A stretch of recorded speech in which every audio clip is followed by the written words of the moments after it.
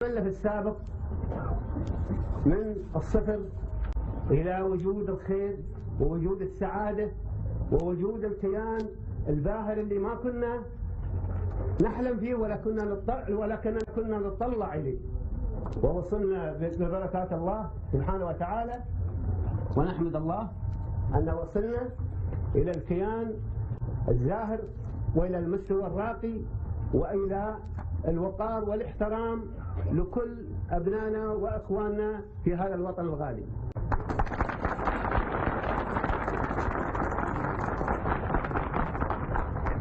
ولا يمكن أن يفكر أخ أو ابن في يوم من الأيام أننا نحن نرخص.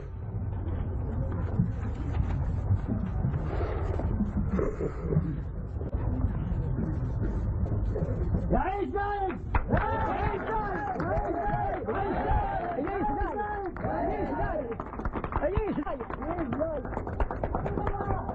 لا نرخص ولا نتواهن أبدا، ولا تنتهي هذه المسيرة إلا بسعادة الوطن والمواطن والأخوة والأبناء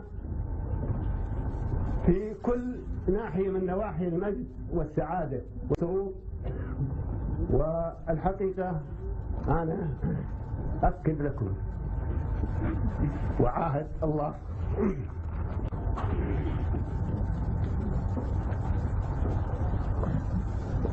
على الإخلاص والجد في كل ما يسر الوطن والأبناء والأخوة.